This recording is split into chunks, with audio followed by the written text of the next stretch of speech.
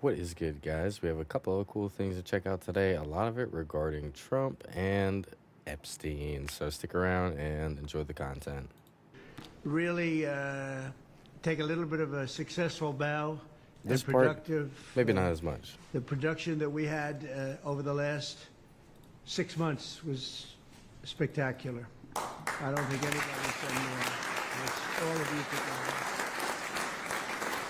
And there's never been anything like it in terms of Republican Senate majorities in all of American history. You know that. We went back very carefully and we checked.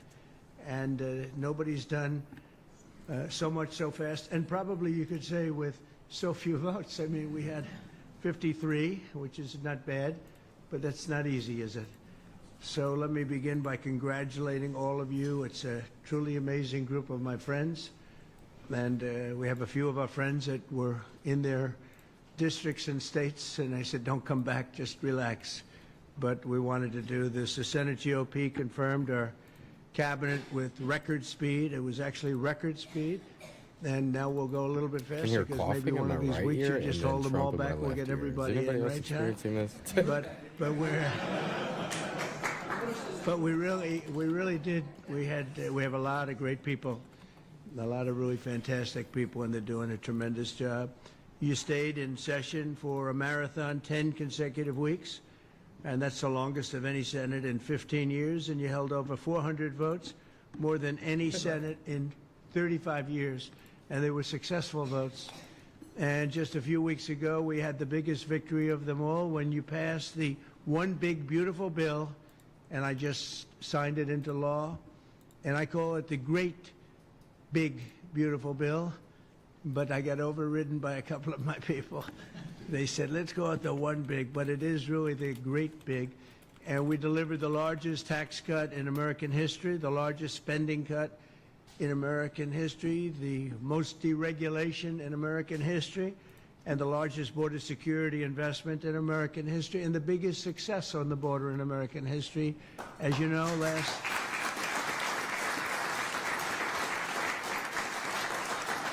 month we went from millions of people coming in. We had 0 illegals coming into our country, and we're trying to get our country straightened out, and you can't do that if they're going to come in by the tens of thousands. We had 0. Now, I'm not even sure I can believe 0, but it was a very liberal group, as you know, that keeps that tabulation, and they gave us a 0, so I think we'll take it, but it certainly wasn't very many. And the One Big Beautiful Bill delivered on more Republican promises than any single piece of legislation that's ever been voted on before. And I want to thank Senate Majority Leader John Thune. Again, John, what you did is amazing, record-setting, and you're a good man, too. You're a very good man. He really is. Majority Whip John Barrasso. John, thank you. What a man. What a guy. We got along from day one, right? He knew more about the medical stuff, and I said, what do you think about this, that? You did a fantastic job, and for a long time. Republican Policy Committee Chair, Shelley Moore Capito. What happened to that? Shelley, thank you. Thank you, Shelley. Senate Finance Committee Chairman, Mike Crapo. Mike, good job. Yeah, that's good. I was asking him some very tough questions on taxes. You always had the answer, some of which I didn't like, but that was okay. But you always had, you know your business. Thank you, Mike. Great job. Senate Budget Committee Chairman, a gentleman named Lindsey Graham, just took a big lead in the polls. You're leading big. That's pretty good. Lindsey Graham. And all of you, I mean, just everyone in this room is special. You're all friends, and you've just been incredible people. Because again, getting all of these votes with, where you can't lose 2. We had a couple, you can't lose 2. And we actually had it where we were down much closer than this. And we said, we're a heart attack away from losing the Senate. We were just hoping everybody's going to stay good and healthy, right, John? but we had some pretty close moments. All right, But, guys. Everyone who's just I now don't think joining, we're going to be anybody's looking ever at come close a to lot of doing this with Epstein stuff a today pretty tight majority, relation to put with it Trump. nicely. So now we have Hope three. you guys enjoy the And I stream. think we have All a super chance in chatters will get on the midterms. shirt. don't I haven't brought understand it out why yet, they say that but when you bring it win on the a bit. presidency, you always almost automatically lose the midterms because nobody's had a more successful period of time than we have. So based on that, we should do great, and we'll see. But nobody's done more than we have as a group. It's not me, it's all of us together. And I'd like to thank Vice President J.D. Vance, who's here someplace. J.D., thank you. And he's been so terrific, J.D., and we appreciate it. And you helped us a lot during those late evenings over the last 3 nights. And you really have been tremendous. And Secretary of State Marco Rubio, this man is traveling all over the place. He's always traveling. He's going to different countries. He loves it. He's a natural. He is a natural. There's never going to be anybody better than the job you're doing right now. We appreciate it. We have some big things coming up, too. Marco, we have some big things coming up, right? Some big things and some very positive things. And thank you very much. Doing a fantastic job. Who would have thought we fought like he was so tough, Ted? He was tough on that debate stand, right? And you were very tough on the debate stand, too. You guys were brutal. Who would think that, my friend? And now they're my friends.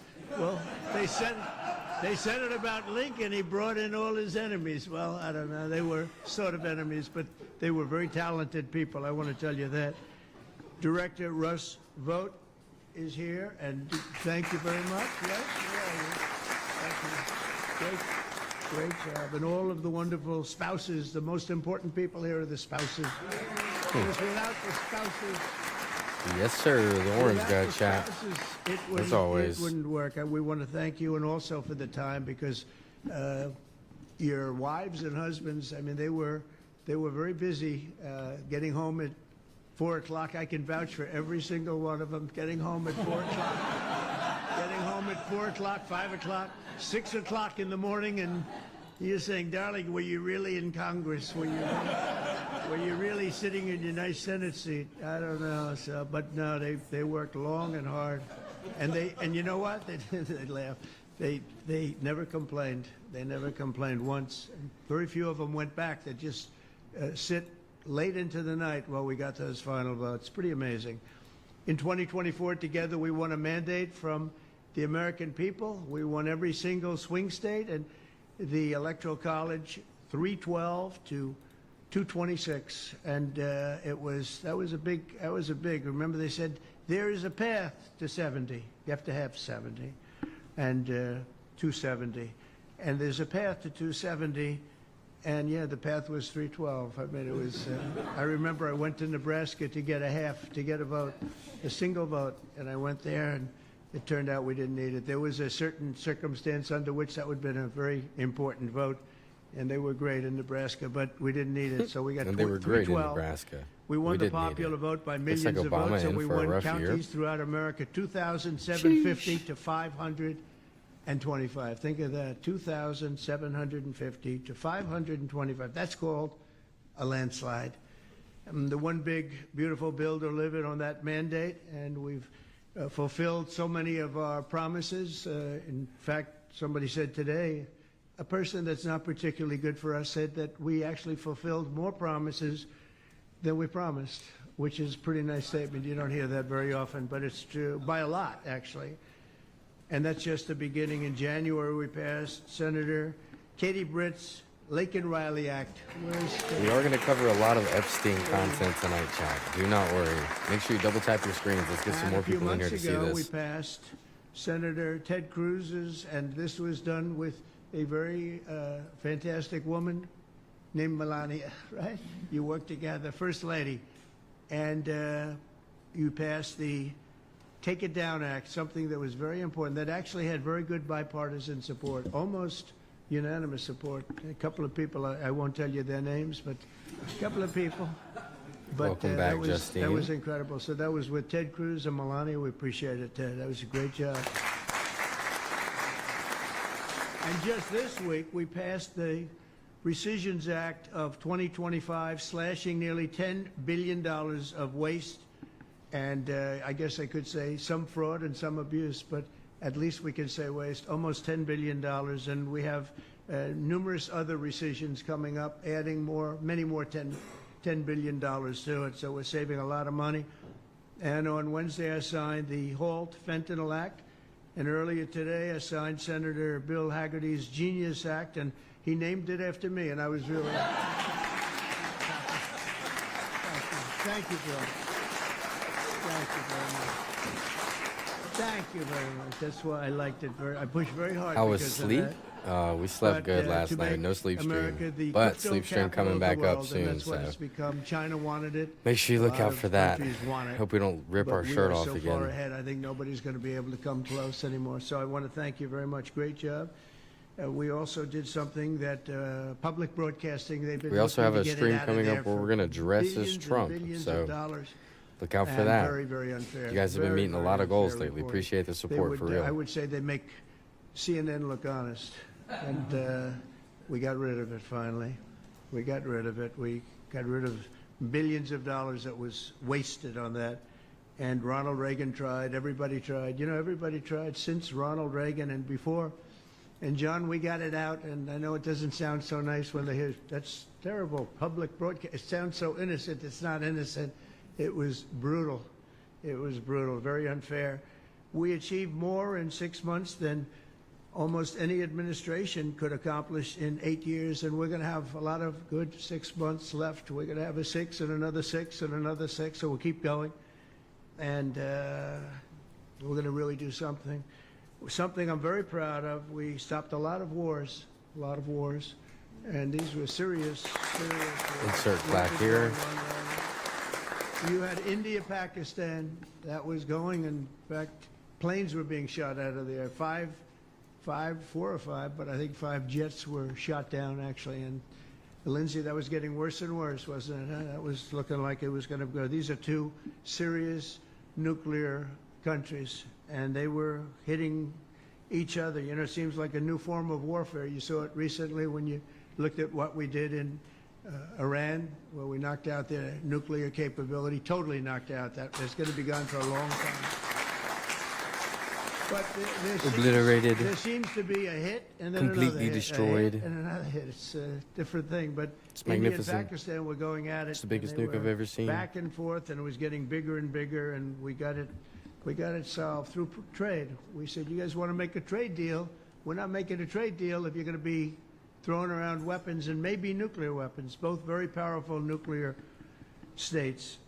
We did the Congo. This was going on for over 30 years. The Congo and Rwanda, and close to 7 million people were really violently killed. This was a rough one, but going on over 30 years. And we had the various representatives here last week. The presidents will be coming to sign final documents, but we got that one solved. Armenia and Azerbaijan, we worked magic there, and it's pretty close. If not, it's already done. And Gaza, we got most of the hostages back. We're going to have another 10 coming very shortly, and we hope to have that finished pretty quickly. And Steve Witkoff has been fantastic. He's done a great job in that. He's a Chat, you know what time it is. good man. Make sure you're good deal rolling up maker. with me. I said I need a good deal maker with a good personality, and there aren't too many of them. This but is how Steve we is. And he's challenge done a great job. ourselves. Serbia, Kosovo. We try to they were going understand at it. Trump They've while- gone at it for years. I guess for centuries, but they've gone at it for years, and we got that one taken care of. In Egypt and Ethiopia, as you know, they've been fighting over the dam. This Ethiopia is a built pretty the one. dam with United States money, largely. It's one of the largest dams in the world, and it has one little problem. It doesn't allow much water going into the Nile River. So you can imagine Egypt's not thrilled because they live off the Nile River. The Nile River, it's blood, it's heart, it's everything. And we think we have that one pretty well taken care of. But that was a pretty bad thing. I was watching this as it was going up. I get pictures and satellites and everything, and I'm looking at this massive dam, and I'm saying, is that going to be blocking the water to the Nile? And anyway, that should have Beautiful, never chat. sort of happened Absolutely the way beautiful. it happened. but financed by the United States of America. Guys, The all whole super thing is still chatters will crazy, go on but my shirt we of got fame that today. solved. I think I'll it's get the gonna be shirt out solved as soon as pretty we have our long-term. first one. Over It the is next year and a TTS. half, Don't abuse we'll it. have an incredible record to share with the American people as long as we continue to keep our promises to the voters. Americans will continue to stand by our side, and in 2026, the Republican majority, I think, is going to be stronger in both the House and the Senate, and I really think it's going to be potentially much stronger. Look, nobody has done what you people have done, I think, ever, I can say, just about ever in the Senate. And we did it all in 6 months. I think Sunday night is actually 6 months. So I really congratulate the people in this room. It's incredible. And, you know, I did a good job, but I couldn't have done it without you. I couldn't have done it without great leadership. And it's really terrific, and I appreciate it very much. And I guess we have a very, very simple phrase that we've gone by: make America great again. You know, it's as simple as it can be. And I remember our opponent, Biden, saying, we will stop America great again. I said, no, you want to make America great again, Joe. He said, we will stop MAGA. We will stop MAGA. I said, no, MAGA is a good thing. It's make America great again. But the election we had was unbelievable. The result was, pretty, they say, one of the great elections in 129 years they're talking about. And I said, well, I don't know where the 129 years goes, but we'll take it. Insert rig chat. I know but it's I just coming. want to thank you, because without your help, we could not have done what we've done or even come close. So great job to John and everybody. We appreciate it very much. And we're going to have a good meal tonight. I said, give us the A meal, not the B or the C. And it's really a celebration of great political people, great political minds, and wonderful men and women. Thank you all very much. Fun chat. All right, now we're on a little bit more Epstein-themed content for the night. We do have a couple of things prepped, so buckle in, lean back, light your spliff, and get ready to check this shit out.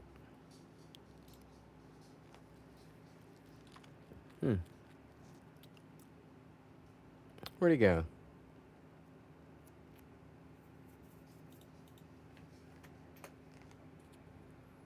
So one was from CNN earlier. I think it was CNN, right? No? Here we are. MSNBC political analyst. Stay with us, because we're going to bring in right now Peter Baker, MSNBC political analyst and chief White House correspondent for the New York Times, and David Ehrenberg, former state attorney for Palm Beach County. Welcome, guys. Listen, Dave, quickly, based on what we know about this lawsuit, do you think it has teeth? Because the Wall Street Journal is standing by its reporting. Would the Journal risk a lawsuit like this if it didn't have what it sees as irrefutable proof? Alex, there is no way that a Rupert Murdoch-owned publication would put this out there unless they had the goods. This lawsuit has no teeth. This lawsuit was not meant for the courts. It was meant for the court of public opinion. It was meant for all of us. It was meant for his base to say, you see, he's fighting back. That letter must be false. Let me just put it this way. If that letter did not exist, if the letter does not appear in the Jeffrey Epstein file, then wouldn't the Attorney General have come out and said that? Wouldn't Kash Patel, Dan Bongino have access to the Epstein files? Wouldn't they come out and say, this letter doesn't exist? But they haven't said that because the letter is in the file. Now, perhaps Trump can say that the letter is a fabrication. Someone else signed his name and pretended to be Donald Trump. Stretches the imagination, but okay. But even then, if that were the case, the Wall Street Journal article is not false. The Wall Street Journal article just talks about the existence of such a letter. It didn't say it was definitely Donald Trump who wrote the letter with his signature on it. So this lawsuit is going nowhere. It's meant for the show, not for the go. So, Peter, nuts and bolts of all this. Nuts and bolts. What do we know? What we don't know about these files? What's out in the public? What's still a mystery? And this letter, how much does it just pour gasoline on everything? Yeah, the letter is fascinating because it does pour gasoline on it. It doesn't, on the other hand, answer the question that a lot of people have, right? I'm trying to the keep letter up with doesn't the tell us chat. something we didn't really know about Donald Trump. We knew he was prone to crude sexual banter. He used his locker room banter, he once said, of his Access Hollywood tape.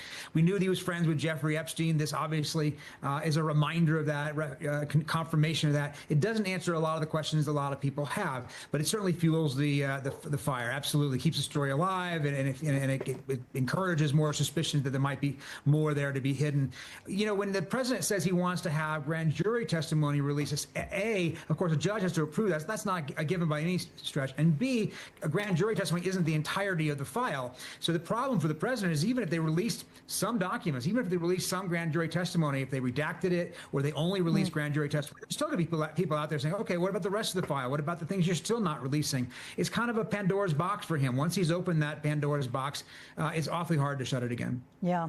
So, Dave, you're from Palm Beach. Of course, one of Jeffrey Epstein's mansions was there, so you may have some extra insight on this case overall. I'm curious your read on why the Trump administration seems to be against releasing whatever information they have on the Epstein case. I'm trying to get this off your face. You get some on your I think you're seeing it with this letter, that they are worried that Donald Trump will get caught up in the Epstein scandal. But really, they need to level with their base. It's well known and accepted that Donald Trump was friends with Jeffrey Epstein. They hung around the same circles. It doesn't mean that Trump was engaged in child sex trafficking or anything illegal, but Trump doesn't want the smoke. And the way that he's fighting so fiercely about this letter tells you why they don't want the files released. So it is perplexing if he's blaming Pam Bondi for not being transparent when the directives come from the White House. Pam Bondi's not doing anything unless the White House instructs her to do it. So this could be a case of scapegoating here. He may need a head on a wall somewhere to show his base that he's doing something. But in the end, these are his decisions, and he can end this controversy by just releasing all the files with certain redactions for victims, but he doesn't want to do that. I'm going to pick up on that with you, Peter. I mean, we never thought we'd see this in the current political climate, but you have Democrats now siding with Trump's MAGA base demands to see the Epstein files. Is President Trump showing signs of wavering under this growing pressure? I mean, is the request for Pam Bondi to release parts of the grand jury transcripts his version of a compromise, and do you think it'll work? Well, it is his way of trying to silence things for a little while, no question about it. Look, he found earlier in the week that he couldn't just simply dictate to his base and say, enough is enough, let's focus on something else. He tried. He told them they were being fooled into demanding it, that it was a boring case, it was over, we shouldn't be thinking about it, there are more important things to think about, and they didn't listen. And so, yeah, he's trying to see if he can find a way to quell this furor and force people to think about other things. It hasn't worked so far, and that's really striking because in the 10 years he's been on the national political stage since first, announcing that presidential run from the escalator in Trump Tower in 2015, he's had pretty good control over his base. They've disagreed with him on some things, and there've been moments of tension, but nothing like this. And I think that he is frustrated and finding it, difficult to figure out how to go forward because all the usual tools haven't worked for him. Chad, you're going crazy. So, Dave, on July 1st, 2024, testimony from Epstein grand jury from 2006, it was released. This is from the Associated Press. Here's the quote. Transcripts show the grand jury heard testimony that Epstein, who was then in his 40s, had raped teenage girls as young as 14 at his Palm Beach mansion. And Dave, this was 2 years before prosecutors cut a deal with Epstein. Is this exactly part of the growing outrage? And if you were investigating, what would you ask for? What would you want to know from the FBI or even local investigators in Palm Beach? What you're referring to, Alex, are the grand jury transcripts from the state prosecution, and there was a big hullabaloo about that. And those transcripts could not be released until the law in Florida changed. Governor DeSantis pushed a law that carved out a special exception to release these transcripts. And so you may have to have something similar in Congress to release the federal transcripts, the grand jury transcripts. But even then, you're just talking about a portion of what the public wants. What the public wants, to your question, is they want the names of the individuals to whom these young women were trafficked to. And that could be subject to court orders that could prevent it. But there's nothing to stop the Trump administration and say, okay, anything not subject to a court order, anything not subject to victim protections, we're going to release. So I think that's what we all want to know at this point. And getting to the grand jury transcripts relating to Epstein or Ghislaine Maxwell is not going to get you there. That only pertains to their particular charges. It doesn't pertain to the third parties. That's what everyone's interested in. And yet I don't think we're going to see it. You have Democratic Senator Dick Durbin, Dave, who says FBI agents were told to flag any Epstein records mentioning Trump. What does that signal? That signals all hands on deck to protect the boss, because they want to know what Trump's involvement in is in the Epstein files. They're so concerned that there are smoking guns and they're tying Epstein to Trump. Well, this letter is an example. This is the kind of thing they don't want out to the public. That's why Trump's filing this lawsuit. And so they had these FBI agents scour the files to see if there's anything really damaging to the president.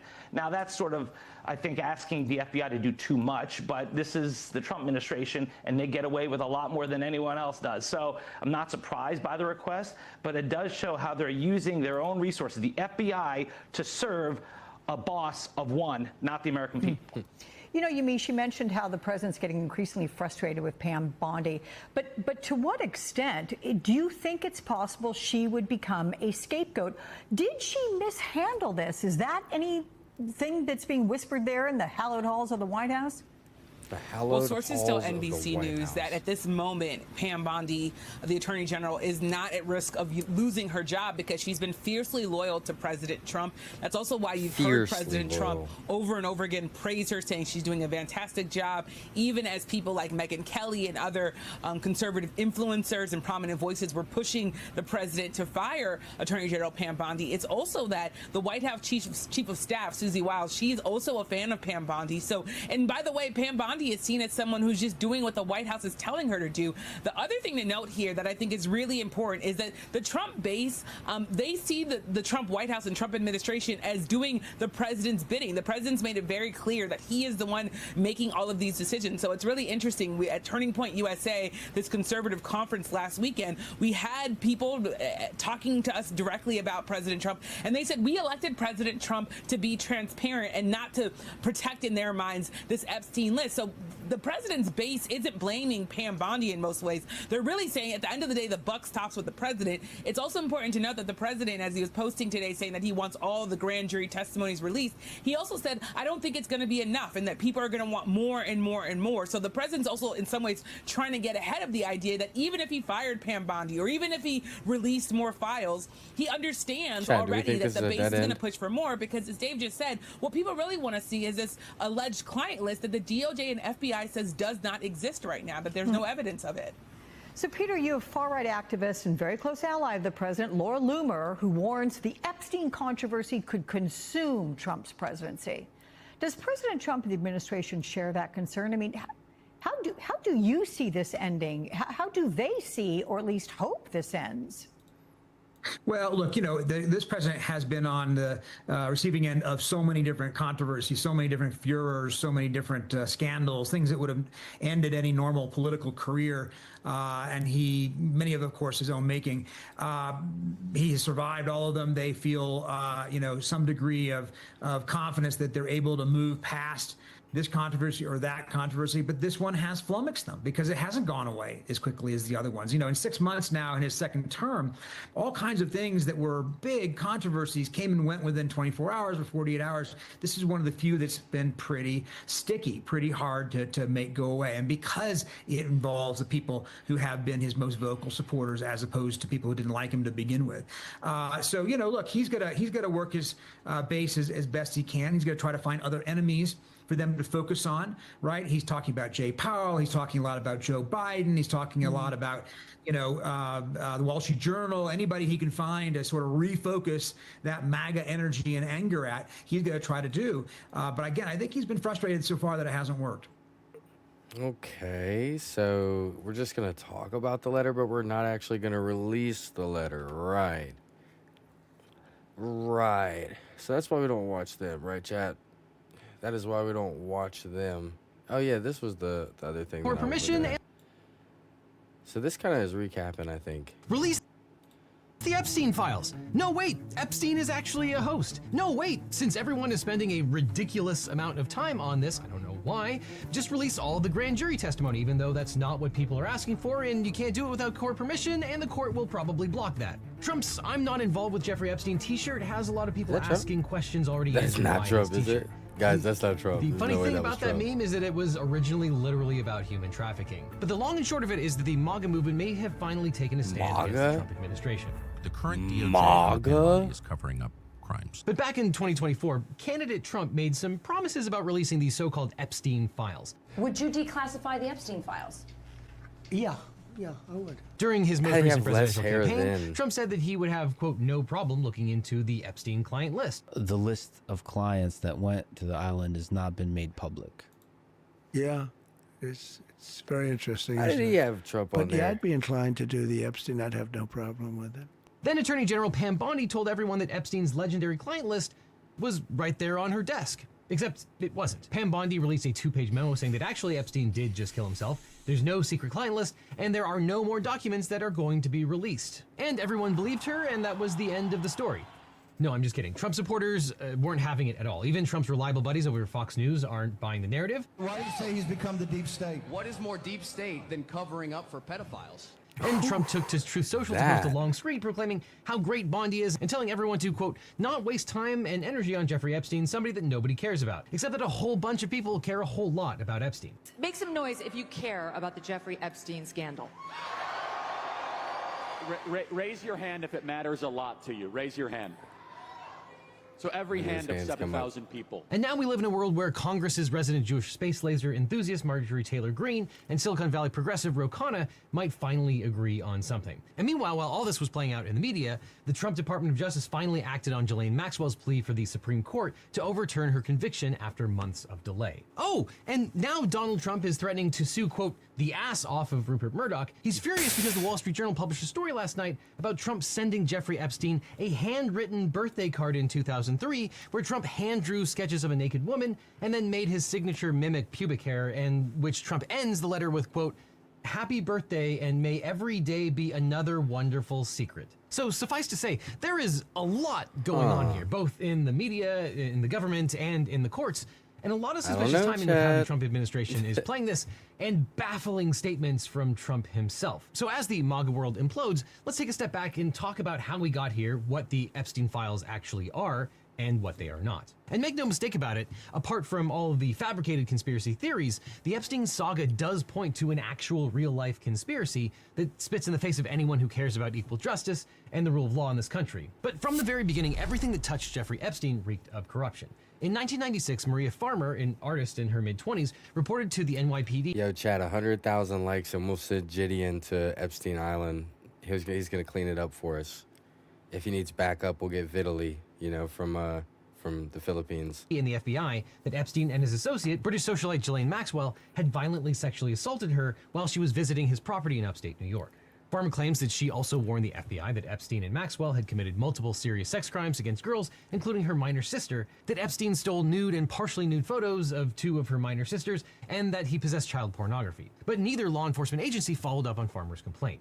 And nearly a decade later, in March of 2005, a woman reported to the Palm Beach police that her 14-year-old stepdaughter had been molested by a wealthy man. In subsequent police interviews, the girl confirmed that she had been recruited by a female classmate, also an undergrad, who had done sexual favors for Epstein in exchange for money. That classmate apparently took the 14-year-old complainant to Epstein's house, where his staff escorted her to his bedroom. Epstein appeared in nothing but a towel and told her to undress and then massage him, and during that massage, he sexually abused her. Now, the unnamed complainant came from a rough background. The underage classmate who recruited her had recently been sexually assaulted before she met Epstein, and this would become a pattern for Epstein. He preyed on girls from poor, violent, and troubled backgrounds, sexually abused them in exchange for money, and then paid them to recruit similarly troubled girls for him to abuse. Now, when Palm Beach detective Joe Riccieri began conducting witness interviews, Epstein was quickly tipped off by one of the potential witnesses. Epstein then hired his own private investigators who sought out victims and witnesses often before they were even contacted by the police. Detective Riccieri still managed to identify 17 victims, all in the 14 to 20 age range, all of which recounted a similar fact pattern of the original 14-year-old victim. Recruitment by another girl or woman, ostensibly to give Epstein massages in exchange for money, being told to undress, and then being sexually assaulted or groped, being paid for the massage and sexual interaction, and being offered compensation to find future victims. Now, based on the overwhelming testimony, Detective Ricari provided the state's attorney's office with probable cause affidavit drafts for felony sexual offenses for Epstein and 2 of his female recruiters. State's Attorney Barry Kreischer, though, declined to talk to any victims or parents and decided that 17 witnesses just wasn't enough to make a case. So Kreischer offered Epstein a sweet plea deal. When Epstein rejected that, Kreischer made the highly unusual choice to take the matter to a grand jury. Typically, a state's attorney would simply charge and arrest the accused. But during the grand jury proceedings, the prosecutor, Lana Belahovlik, invited only 2 victims to testify before the grand jury, and it appears that Belahovlik actively undermined her own witnesses by peppering the girls with questions about unsavory social media posts and even accusing a 15-year-old victim of being a prostitute. Now, the state's attorney's office was also in close communication with Epstein's defense attorneys. And in fact, it was Epstein's attorneys who provided the prosecutors with the underage girls' questionable social media posts, which the prosecutors then used to bully their own underage witnesses. And in the end, the grand jury returned only a single charge: felony solicitation of prostitution, which said nothing about the girls being underage. Now, if you're infuriated by this, you're not the only one. Detective Ricari's boss, Palm Beach Police Chief Michael Reiter, one of the few good guys in this sordid story, was also furious enough at the state's attorney's actions that he sent a scathing letter to Kreischer stating, quote, "After giving this much thought and consideration, I must urge you to examine the unusual course that your office's handling of this matter has taken and consider if good and sufficient reason exists to require your disqualification from the prosecution of these cases." Detective Ricari also took the extraordinary step of going to the FBI to ask them to prosecute the case, since the state's attorney had done such a poor job. But the feds agreed to launch their own investigation. One can only speculate that this was because they already had a file on the guy from 1996 and probably wanted to save face, but we'll never know. But the FBI's reinvestigation turned up evidence of additional victims, including 34 confirmed minors. And the victims reported the same fact pattern of massages and sexual abuse. The feds found pictures of many of Epstein's victims in his house, as well as plenty of other corroborating evidence tying him to numerous underage victims. And armed with this mountain of evidence, the feds sharpened their lawyers' war axes and offered Epstein a slap-on-the-wrist plea deal that should have made national headlines as a travesty of justice, but it did not. Now, back in 2007, we didn't have the tools we have today to get a bird's eye view of how the Epstein slap on the wrist spread throughout the media and public sentiment. But when you use modern technology, you can see the massive political earthquake over Epstein in real time. We can see that there have been 372 stories about Epstein in the last 3 months, with 46% of the coverage coming from right-leaning sources, 24% coming from the center, and 30% coming from the left. And if you take a closer look at specific stories like the reporting from Wired that revealed editing in the security camera video of the night that Epstein died, you see a fascinating breakdown of how attitudes across political divides are rapidly changing. This story was only covered by about 50 sources, with 40% of the coverage coming from the right. On the left, sources mostly frame the missing footage as critical minutes that point to a larger cover-up and possible conspiracy. On the right, sources largely agreed with the left that the missing footage was critical and were even more likely to embrace the yet unverified as of this recording claims that there exists even more missing footage. And in the center, sources typically focused on the problematic nature of the missing footage, but were not as likely to point to a cover-up. Now, headlines and coverage vary greatly depending on the source, which is why I use today's sponsor, Ground News. The Nobel Peace Center called Ground News an excellent way to story, was also furious enough at the state's attorney's actions that he sent a scathing letter to Kreischer stating, quote, "After giving this much thought and consideration, I must urge you to examine the unusual course that your office's handling of this matter has taken and consider if good and sufficient reason exists to require your disqualification from the prosecution of these cases." Detective Ricari also took the extraordinary step of going to the FBI to ask them to prosecute the case, since the state's attorney had done such a poor job. But the feds agreed to launch their own investigation. One can only speculate that this was because they already had a file on the guy from 1996 and probably wanted to save face, but we'll never know. But the FBI's reinvestigation turned up evidence of additional victims, including 34 confirmed minors. And the victims reported the same fact pattern of massages and sexual abuse. The feds found pictures of many of Epstein's victims in his house, as well as plenty of other corroborating evidence tying him to numerous underage victims. And armed with this mountain of evidence, the feds sharpened their lawyers' war axes and offered Epstein a slap-on-the-wrist plea deal that should have made national headlines as a travesty of justice, but it did not. Now, back in 2007, we didn't have the tools we have today to get a bird's eye view of how the Epstein slap on the wrist. In June of 2007, the local U.S. Attorney's Office, under the leadership of Alex Acosta, issued a 53-page indictment against Epstein. Now, negotiations for a plea deal began with Epstein's all-star legal team: Ken Starr, famous for serving as independent counsel during the impeachment of Bill Clinton; Alan Dershowitz, famous for lots of stuff; and Jay Lefkowitz, a partner at Kirkland & Ellis, the same law firm where Acosta was previously a partner. And after a lot of cozy meetings with defense attorneys at hotels over breakfast, Acosta offered Epstein a remarkable deal. Epstein could plead guilty to state charges: 1 count of solicitation of prostitution and 1 count of solicitation of prostitution with a minor under the age of 18. He would be sentenced to 8 months in jail following a year of house arrest, and be adjudicated as a convicted sex offender who must register twice a year in Florida. And that was it. That was the penalty for sexually abusing at least 34 underage girls in a systematic, calculating way for years. And even then, Epstein only spent his evenings in Florida jail. During the day, he was permitted work release. Is anybody tuning in from the Trump mobile phone? Now, Acosta's deal with Epstein included several other gifts fit for a king of Wall Street.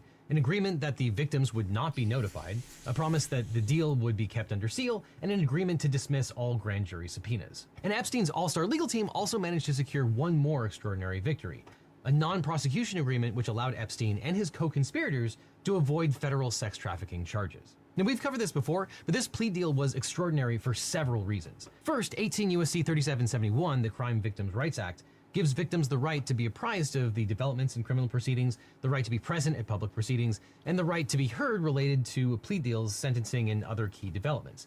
Now, the prosecutors not only bypassed any notification of the victims, but they actively lied to the victims, sending them a letter months after the plea deal had already been signed, urging patience while the prosecution, quote, conducts a thorough investigation. Now, bypassing this law at the request of a serial sex abuser's attorneys was an extraordinary move by Acosta's part. Now, second, Acosta's agreement with Epstein not only prevented future prosecutions of Epstein, but also future prosecutions of his 4 named co-conspirators and an open-ended category of, quote, any potential co-conspirators.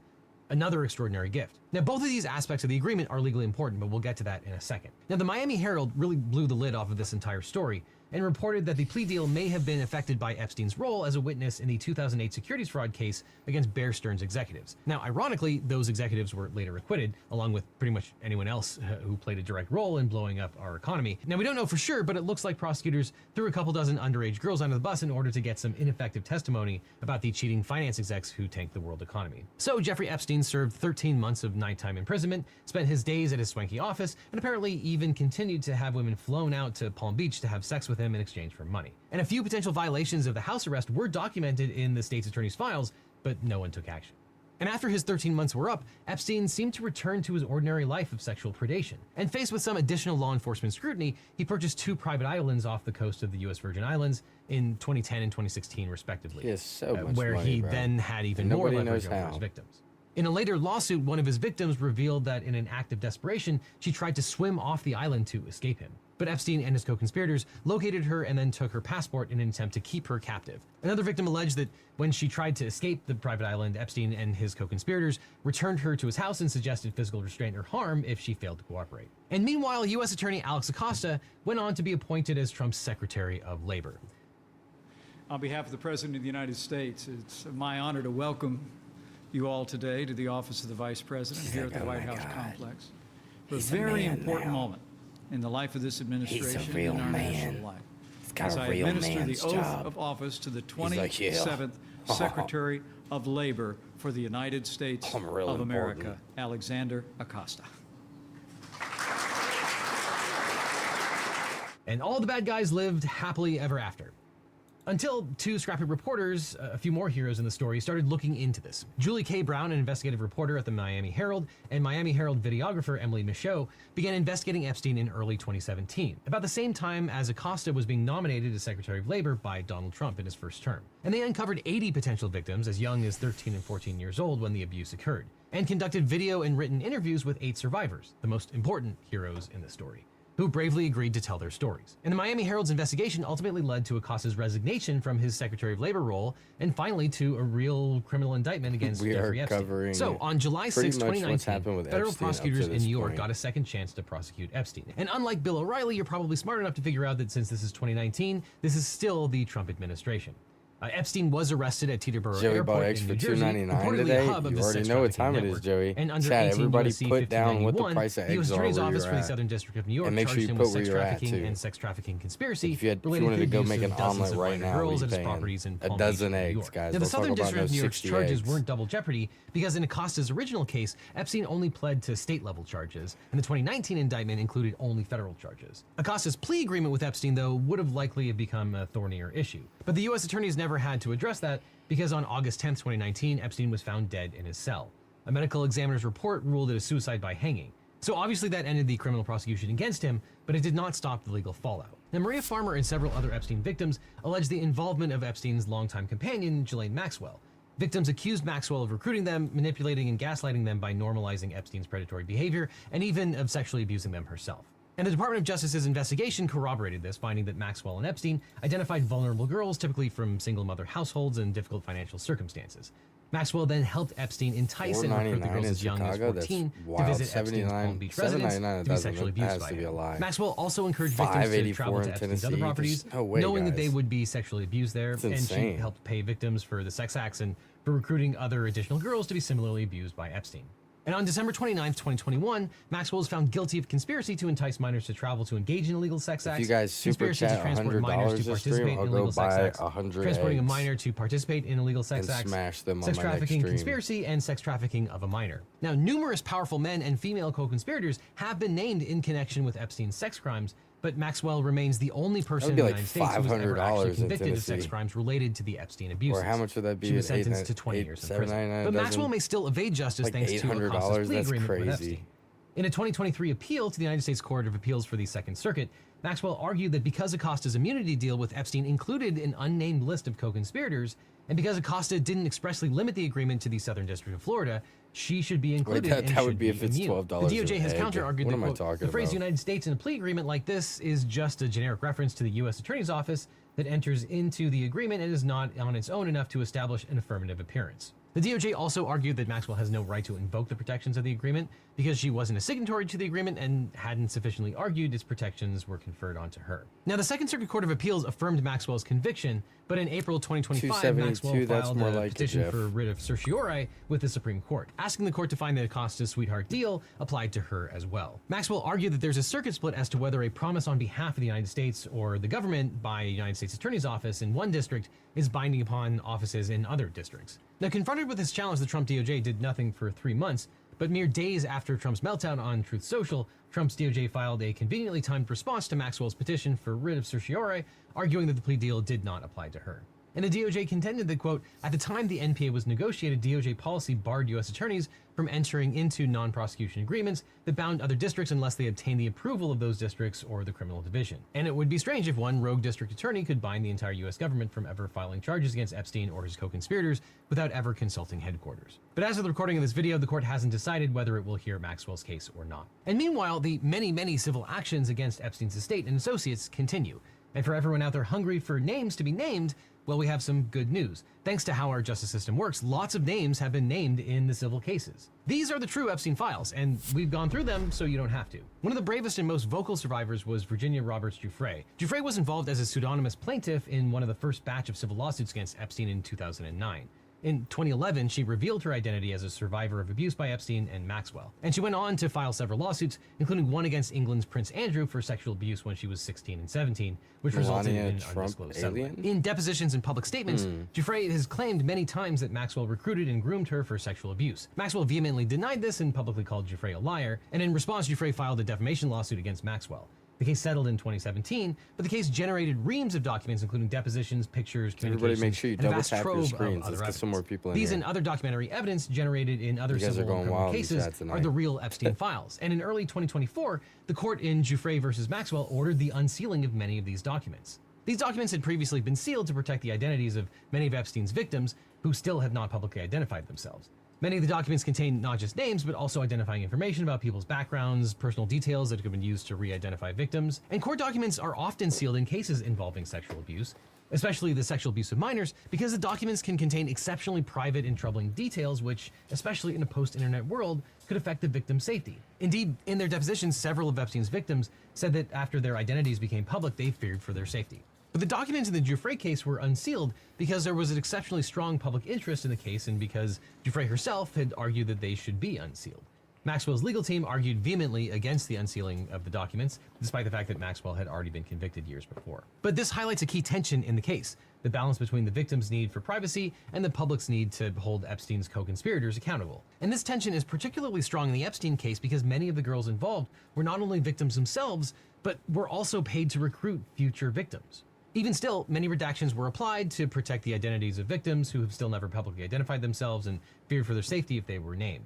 And many prominent people were also named in the unsealed documents, but they had all been previously identified as Epstein associates. Giuffre's unsealed deposition detailed several times that Epstein directed her as a minor to have sex with prominent men, including Epstein's attorney, Alan Dershowitz, former Governor Bill Richardson, former Senate Majority Leader George Mitchell, CEO Les Wexner, Prince Andrew, MIT scientist Marvin Minsky, hotel company heir Thomas Pritzker, and billionaire Glenn Dubin. Evidence. And all these men, except Minsky, who died in 2016 before Giuffre's allegations against him were public, have denied these charges, and none have been criminally charged. And the accusation against Dershowitz was particularly contentious. He and Giuffre both sued each other for defamation, agreeing in 2022 to settle their lawsuits against each other. And immediately after the settlement, Giuffre released a public statement saying that she, quote, may have made a mistake in identifying Mr. Dershowitz, but she later clarified that she, quote, did not and would never exonerate Mr. Dershowitz. The Giuffre's case was one of the many against Epstein and his associates.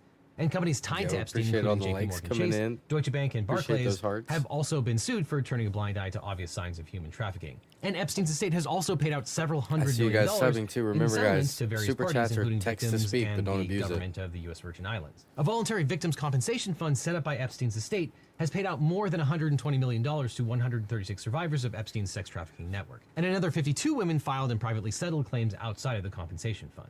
The documents and statements associated with these lawsuits, though, have revealed a plethora of additional information about Epstein and his sex trafficking patterns. One important pattern is that Epstein also often dangled not only money, but his social connections in order to lure his victims into his orbit. And Epstein was quite wealthy and very well connected to CEOs like Les Wexner of Victoria's Secret parent company, L Brands, to politicians like Bill Clinton and Donald Trump, to arts patrons like Eileen Guggenheim, to universities like Harvard and MIT, and even to scientists like Stephen Hawking. And to be clear, many, if not the vast majority of these people were never involved in Epstein's trafficking operation, but part of his ability to evade capture and his ability to manipulate his victims was based on his long list of powerful friends and acquaintances. To Maria Farmer, he offered an introduction into the art world. To other girls, he offered help with their modeling careers, and to some, he offered help to further their education. And it's reasonable to conclude that Epstein's ability to evade accountability in 2006 was probably due to his wealth and connections. He was able to leverage those resources to hire the best attorneys, who in turn had connections to the prosecutors' offices. But MAGA and QAnon conspiracy theorists took those actual facts and blew them into fantastical conspiracy theories, which President Trump and his allies often encouraged. And last week, that practice of fanning the flames of conspiracy theories and making fantastical promises came back and bit President Trump and his administration where it counts the most: the rabid credulity of the MAGA base. Now, since Epstein's death, all manner of wild conspiracy theories have bloomed under the MAGA and QAnon communities. The Epstein scandal actually fit quite well with QAnon's core belief that there's a cabal of satanic cannibalistic child molesters in league with the deep state, which is operating a global child sex trafficking ring. And to the extent that MAGA isn't synonymous with QAnon, conspiracy theories ran rampant in MAGA land as well, including the idea that the Clintons had murdered Epstein. Though QAnon curiously never saw the sex trafficking in their own house. Other MAGA figures like Tucker Carlson promoted the idea that Epstein was actually an intelligence asset, possibly of Israel's Mossad. It's extremely obvious to anyone who watches that this guy had direct connections to a foreign government. Now, no one's allowed to say that that foreign government is Israel because we have been somehow cowed into thinking that that's naughty. And that theory had some nice overlap with anti-Semitic conspiracies because Epstein and Maxwell were also ethnically Jewish. Dan Bongino, now deputy FBI director, has been promoting this conspiracy theory for years. Which Middle Eastern countries they are, I don't know, but this person, who's a very, very good reporter, I mean, aces, right, swore Epstein was either a witting or unwitting intelligence asset, and they may have had his plane wired up, and they're the ones who have all this stuff. And Megyn Kelly just endorsed it again on June 16th. Do you think there's any intel community involvement in this? I wouldn't be surprised one bit. Well, I mean, it's possible that that's the reason everything's getting buried, that there is some treasure trove, and it's getting buried because... How many people here believe that? Raise your hand. Okay, I'd say about half the hands think that it's being buried because of an Israeli thing. And MAGA figures frequently promoted the idea that Epstein had a list of powerful elite men, always liberals for some reason, that had been involved in the sex trafficking, possibly so that he could blackmail them. And the kernel of truth that likely inspired this conspiracy theory was that one of Epstein's employees, Alfredo Rodriguez, did once try to sell a notebook with a list of names in it, but that notebook contained the names and contact information about Epstein's victims, not his associates. Rodriguez was later convicted of obstruction of justice and sentenced to federal prison. The contents of the black book was evidence in several civil lawsuits. And Rodriguez, by the way, was sentenced to the same amount of time that Epstein ended up serving as a result of Acosta's sweetheart deal. Now, President Trump has rarely encountered a conspiracy theory he didn't like. And in August of 2019, during Trump's first term, just after Epstein's death, Trump reposted a tweet suggesting that Chris Clinton or with the George first Soros gift of the had stream. murdered Send a makeup So when brush AG for Pam Bondi's sexuals. DOJ came out with a Appreciate that, my two-page man. memo declaring that there was We love nothing gifts, to see, bro. that Epstein's death We love was a suicide, gifts. and there was no secret client list or cabal of liberal W. elite sex Chris in trafficking chat. children, the MAGAverse lost its collective mind. Dan Bongino had a spirited disagreement with Pam Bondi and threatened to possibly quit his job. Apparently, he was on the verge of making a stand. Laura Loomer warned Trump that this misstep could consume his presidency and called for a special counsel's investigation. Glenn Beck declared that he wanted Pam Bondi fired. Okay, I want Pam Bondi fired. Why is I want Pam Bondi fired. Megyn Kelly called for Bondi to resign and declared that if she didn't, some MAGA bros would leave. We're calling for Pam Bondi to resign or to go. But can you please tell people the breaking news? According to reports that you have verified, Charlie Kirk, that's his Kash name. Patel and Dan Bongino will resign if what does not happen? If she doesn't go. And even House Speaker Mike Johnson said he supported the release of the Epstein files. And it seemed that the Democrats were finally happy to find something to do. Senator Ruben Gallego accused President Trump of, quote, hiding the Epstein list.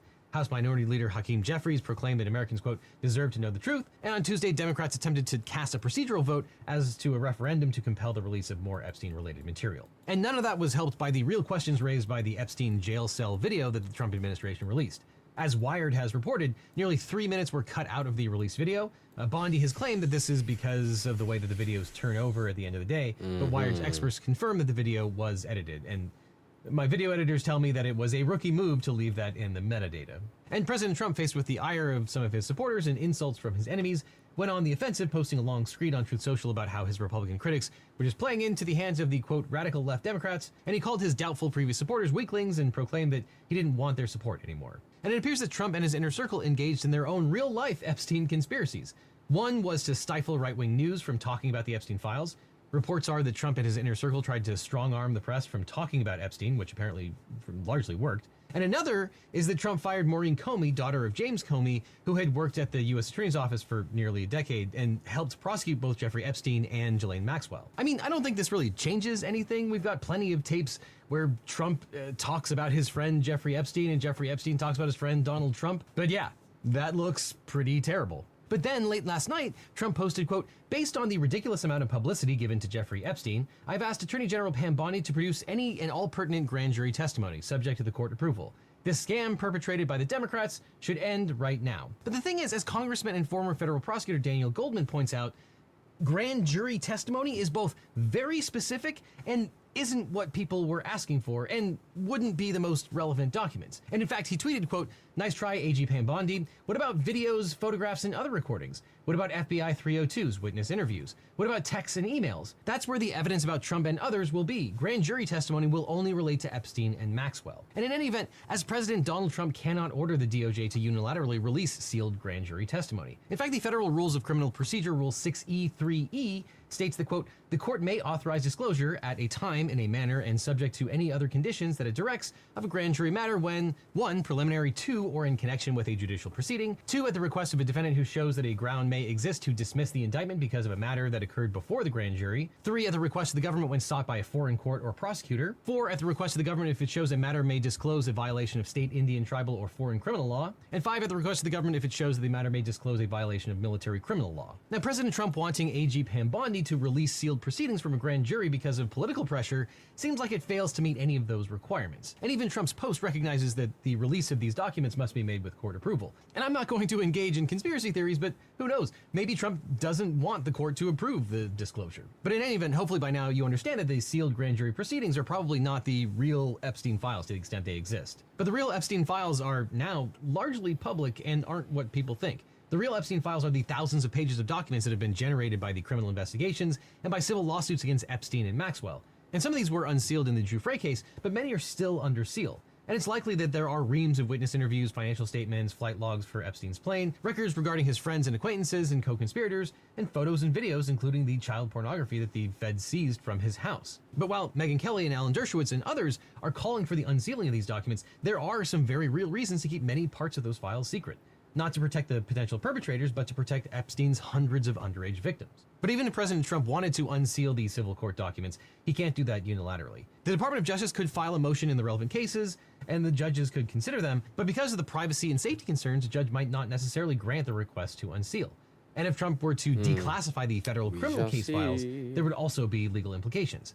When the Trump administration released the JFK files, they accidentally disclosed a bunch of social security numbers. Any Epstein files would threaten to disclose even more private details about underage girls, potentially exposing them to yet more traumatic experiences and putting them at risk of harassment or physical violence. And there are laws, including the Privacy Act, which prohibit the government from disclosing private information about individuals without their consent. One important aspect of the Giuffre case is that Giuffre argued in favor of unsealing.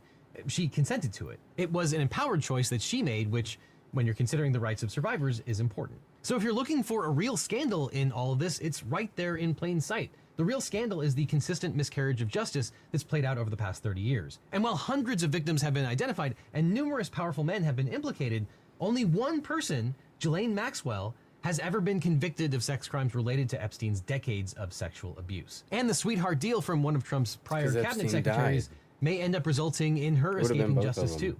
But all this highlights the massive gap in the justice system, which is one of the reasons I started my law firm, the Eagle Team, and one of the reasons I'm proud to fight for the little guy. Because after I started this channel, every week I get hundreds of comments and emails from viewers who are dealing with legal problems. People would email and ask, Evan, can you help me find a lawyer? Or how do I know if this attorney is any good? I think this is going to be it for a self-plug. Anyway, guys, that's going to end our update hour. Appreciate you all for sticking around. We had a good stream tonight. I appreciate you all for hopping in. Now, look, we're going to do some crazy stuff coming up here soon. We have a Trump stream where I'm going to dress and act like Trump the entire stream. It's going to be fun. And we also have some sleep streams coming up, which if you've seen one before, it's a fun time. Anyways, guys, I'm going to get